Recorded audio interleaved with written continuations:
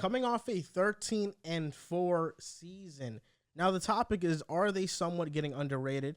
Because after winning 13 games, you would imagine that now, this team should be the favorite in the division. But I have concerns about the Vikings.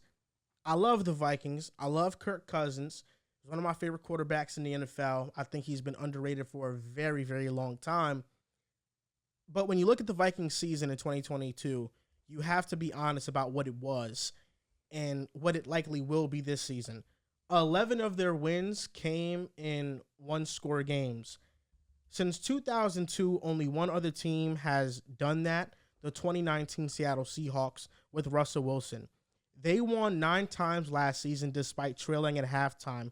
They are responsible for the biggest comeback in NFL history against the Colts, down 33-0.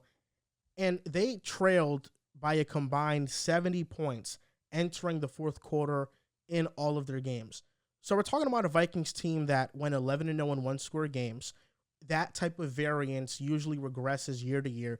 Teams are usually about 500 in those one-score games, and the Vikings were undefeated. And unfortunately, the one-score game they lost was in the playoffs to the Giants.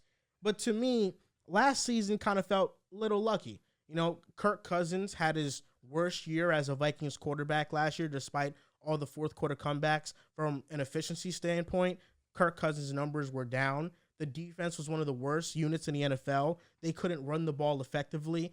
This is a team that really didn't do a lot of things well, yet they had an elite record. And amongst all the 500 teams, they had the worst point differential. And in 3 of their 4 losses last year, to the Eagles, Cowboys, Lions, and Packers, they had the worst point differential in their losses. I think, they got blown out by the Eagles, Cowboys, and the Packers. The Vikings, to me, last year kind of felt a little lucky with how many one-score games they won. It was a magical season, the best win-loss record in Kirk Cousins' time in Minnesota. But to me, I have them at 8-9 simply because I think, they were 11-0 last year in one-score games. If they're 6-5 this year, one-score games, that drops them down to 8-9. So I don't think that variance is sustainable year to year. But is Kirk Cousins clutch? Crying. I think Kirk Cousins is jealous, baby.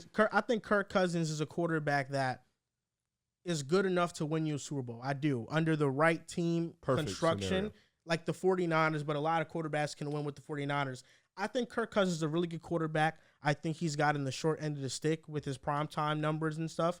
I love Kirk. I do. But this team just, even with Brian Flores coming in as DC, I think the defense will be better marginally. It's not going to be from bottom 20.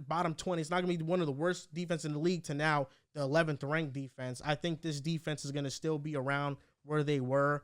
You lost Dalvin Cook. Alexander Madison, it was less efficient than Cook last year in his carries. So for me, I just really think the Vikings are, they're just going to come back down to earth this year. Who's Kirk Cousins at his best or Jared Goff for the Rams at their best? Kirk Cousins. So you think Kirk Cousins would have beat the Patriots that year? I don't know if he beats them, but I think Kirk Cousins is a better quarterback. Well, it's not hard to score more points than what that shit was. Well, that defense was elite. Yeah, that was a dog shit game. Yeah, it was really bad. Worst Super Bowl I've watched. Oh yeah, I stopped watching. Not the worst. I've seen some pretty balanced. The Seahawks and Broncos weren't good either. You guys remember the Lonzo Ball at Chicago Bulls? That reminds me a lot of last year's Minnesota Vikings team. A bit of an overachievement. Exciting, fun to watch. Very cool, but not that team. That team that just gets into the playoffs and it's like they're not winning. You just had that feeling. You was like, nah, they're not gonna do much, but they're exciting. They're fun to watch. 13-3 is an overachievement. They felt like to us at this table at least.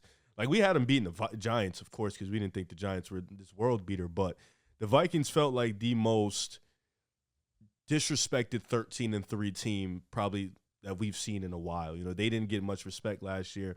People felt like they weren't a contender. They were one of the bottom dwellers in the playoffs. People thought the Seahawks could beat them. The Giants had a comfortable margin to beat them. Even teams like the Jaguars on the other side. So they weren't really – they probably – a lot of people's eyes was the worst team in the playoffs last year outside of a few teams. So This year they come in, they let a lot of go. I like their secondary. It's young. Byron Murphy, they drafted Jay Ward, Mekhi Blackman. They got a lot of youth in the secondary, which is what they needed. Patrick Peterson is gone.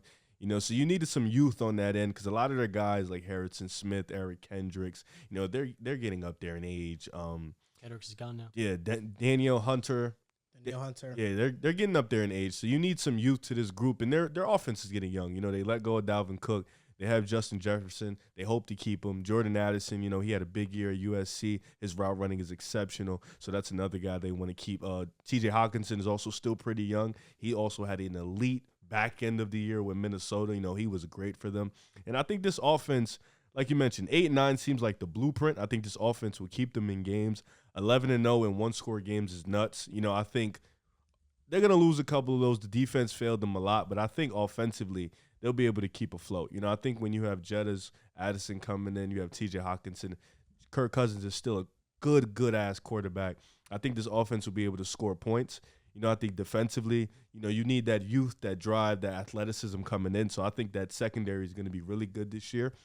And I think they'll be better than what they were last year, which was damn near horrible. So how worse can you get?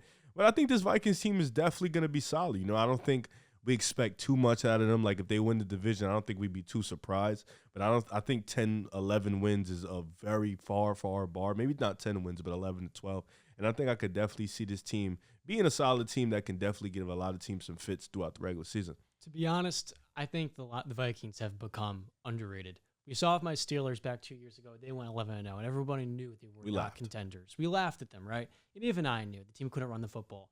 The next year, they still made the playoffs. And I look at this Vikings team this year, and everybody's willing to say the Lions division, the Bears are coming. I look at their offseason like they got younger in the secondary. Most importantly, they replaced one of the worst defensive coordinators in the league with Brian Flores, one of the most well-respected. He did a good job in Pittsburgh through a very turbulent first year with them. But then offensively, one of their biggest needs last year was that number 2 wide receiver, along with TJ and Jettas. And I feel like Jordan Addison's perfectly suited for that role. I'm saying Dehls' share, he's high on him. I am too. He's not necessarily a number 1 receiver who could win against press, but with all the attention Jettas is going to accumulate, that's going to open up the game a ton for him. And you make a good point. You lose a guy like Dalvin Cook, Dalvin Tomlinson, Zadarius Smith, and Patrick Peterson, but getting younger in the secondary and in a Marcus Davenport on the front 7, and then Byron Murphy, that was the injection of youth this team needed to get more versatile defensively. And I think I may have told you guys, I had them finishing first in this division. Then you asked, do you have the Lions or the Vikings finishing first? I may have said yes, the Lions. I've got the Vikings still winning this, and I still think that they're going to win this pretty comfortably.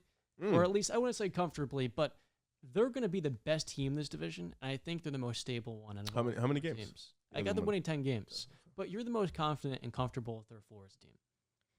The additions they made, Joejuan Williams from the Patriots, Dean Lowry, Jordan Addison, Marcus Davenport, Byron Murphy Jr., Josh Oliver, who's a good inline blocker. They made some okay additions. The cuts, Eric Kendricks, Adam Thielen, Dalvin Cook, Zadarius Smith, Patrick Peterson. They just cut Cam Dancer, who was a first-round pick for them not too long ago. Dalvin Tomlinson, Duke Shelley, who was a pleasant surprise. Now, losing a ton of players on one of the worst-ranked defenses isn't that big of a deal. The only part of the Vikings defense that was actually pretty good was the run defense. But that had a lot to do with Harrison Phillips, who's still on the team right now. The secondary is still not good. Right now in training camp, they're getting a lot of calls for defensive pass interferences. They're young. Byron Murphy Jr. is good. I think he's a solid corner. He was with the Cardinals. But you're starting a rookie in Evans. Andrew Booth Jr. last year was unhealthy. Joejuan Williams is all right. And Harrison Smith is getting older. Cameron Bynum is likely going to start. Louis Seen, who was their first-round pick last year, was injured last year. I just am not very high on this defense. I think Brian Flores will do what he can with it, but it's the second-worst defense in the division. I think the Lions' defense and what they were the second half of the season and what the Packers have on talent, on paper, will be better. And then, really, the calling card for the Vikings is going to be the passing game, which is going to be great with Justin Jefferson. But for me, this team was an overachiever last year. This season, they have the 9th toughest schedule. The defense is rebuilding. They face teams like the Eagles, the Chargers, the Chiefs, the 49ers, the Bengals, the Saints, the Broncos. Those are 50-50 games. The Broncos I'm not high on, but I think the Vikings are in that tier with the Saints in the NFC. And any team within that tier is going to be a crapshoot with who wins. I'm surprised. I feel like you're being overly critical. First off, Cam Dantzler's 89th overall pick, but they just lost last year. Third rounder. They had 2 top 45 picks. Third rounder. 2 top 45 picks. He was starting last year. In the secondary that did not play last year in Zion and Booth. But the thing with that defense was it wasn't just the second worst in the division. That was arguably the worst in football. And especially at the end of the season versus the Giants. We saw with that Fangio-style defense, the problem with it was they weren't accounting for the quarterback being able to run the football. They couldn't stop a nosebleed in the run game oftentimes, at least with the quarterback rushing. But they're giving up a lot of those short to intermediate plays. This year with the defense, it doesn't have to be top 15, top 10. It just can't be the 31st worst or the 31st best in the NFL, second to worst. They're still going to be in a ton of close games. It's young, though. I see what he's saying. If it takes a step forward from 31st to 21st, that's a huge step in the right direction, and that may be all they simply need to still win this division. Well, this is the thing. I think that's what they're going with the Vikings. I know when you look at the team, 13 wins.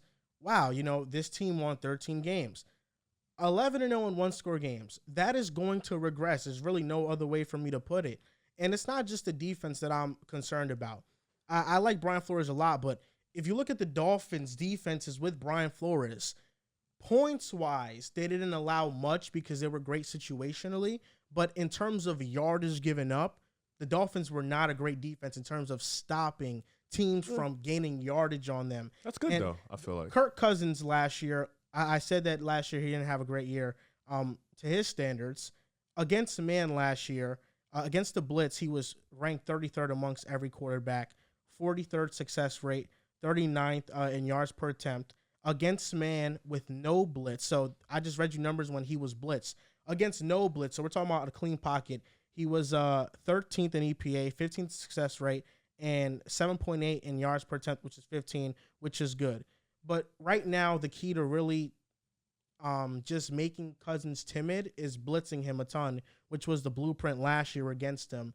And Cousins' efficiency went down across the board last year. And to me, I look at him, he's in the last year of his deal. He's only getting older. I still think Cousins is capable. But to continue being a top 10-ish level production quarterback, I think he's starting to fall off that a little bit. He was in a new offense too, though. And I feel like we tend to be critical of Kirk because of the memes. He's not a good primetime quarterback. But when looking at the position, he's right there with the Dak Prescott. And for many people, I believe in the Cowboys, that's not holding them back. The 11th and 12th best quarterbacks in the league. And the reality, too, was he didn't have that number 2 wide receiver he could rely on with Thielen and KJ Osborne. If he now has that, another safety blanket he can comfortably go to. He's a better feel and familiarity for the offense. It's safe to assume he can build off of last year. And to be honest, I'm a little bit disappointed. You've been so negative on Kirk. I'm still relying heavily on I'm negative on Kirk? Sounds like it, yeah.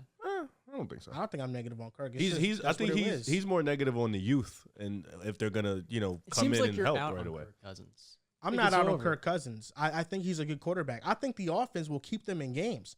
The defense is not going to be good. I don't know how else to tell you. And they're facing the second hardest schedule of offenses next year with a rebuilding defense. Is that not alarming? A not good defense would be an upgrade from an abysmal defense last year. So Brian Flores in his second year in Miami, because I'm discounting the first year, it was a complete rebuild. The defense ranked 20th in yards allowed, 23rd in passing yards, and 16th in rushing yards. But they were ranked 6th, in points allowed per game. In 2021, the defense got worse to allowing 16. They were 16th in points allowed. Yards, they were 15th, so they upgraded. Passing yards, they were 16th. And rushing yards, they were 14th. And that Dolphins defense had some talent. Brian Flores is a great DC when he has a lot of talent. He's not a miracle worker. This defense is not going to turn into one of the worst into an average unit. It's still going to be really bad. Really bad. We expect it to be one of the 10 worst. That being said, Ed Donatel, what he did, there was no alternative. There was no adjustments. It was just we're getting shit on every single week. So now, I have the Vikings schedule here There we go. because it's a tough schedule. It really is a tough schedule. And John, I don't know if we want to do it as like a group thing because I think if we give it to John, John is going to be like, you know what? I think they beat the Chiefs. Let's do it that week. Let John do it. Let John cook. Let's do it as a group. So, predicting the Minnesota Vikings record in 2023, will they regress from a 13-win season? First week versus the Buccaneers, and when I say versus, it's a home game. At is away, of course. So versus the Bucs. Vikes. Comfortable with W. Week 2 at Eagles. L. Oh, we play them again. Let's go. Yeah, nah, I got Philadelphia big time. Versus the Chargers. That's a toss-up. These are two very similar teams when it comes to the injuries. Los Angeles should be healthy week 3. I think they win. I'll go Vikes. Vikes? Yeah. So you have the Chargers. I have the Vikings losing, so they're 1-2 to start. So are we going with John's? We can go with John. So 1-2 to start. At the Panthers. That's a tough one. Not In at Carolina's home. tough. Not that Carolina has the I think toughest play. Minnesota could win this one, but it's up to you, buddy. You're thinking hard. Yeah, I don't think the Panthers really have the weapons to punish this Vikings defense. Minnesota wins. Versus the Chiefs. It's obvious. Kansas City wins this one. I just don't think. We're 2 and 3, by the way. Yeah. At the Bears. Got them winning early. At That Bears Chicago? defense is nothing to be scared of. I think they can run the football rather well. At Chicago. Yeah, at Chicago. 3 and Versus the 49ers. 3 and 4, buddy. You just don't think about it. 49ers are getting this W. At the Packers.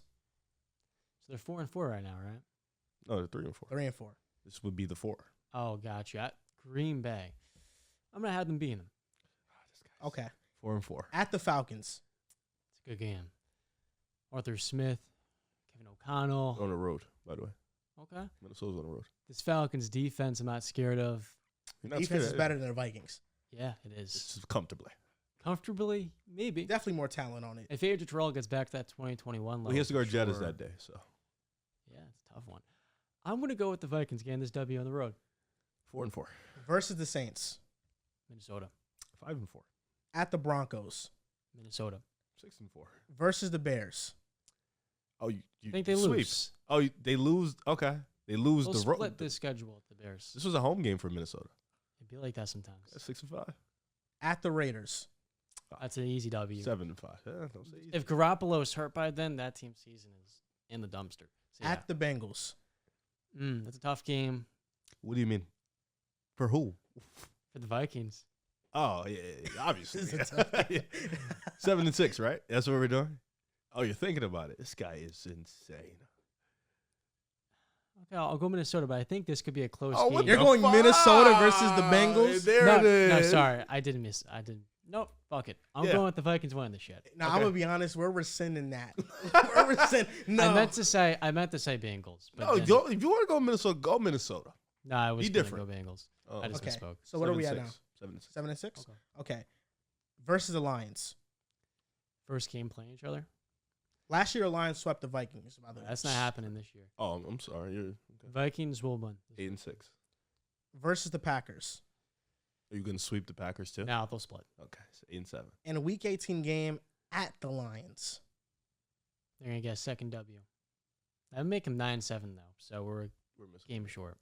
I think I have them at 4-4 personally, and so we were missing a W in there. So then 10 and 7. That's my prediction.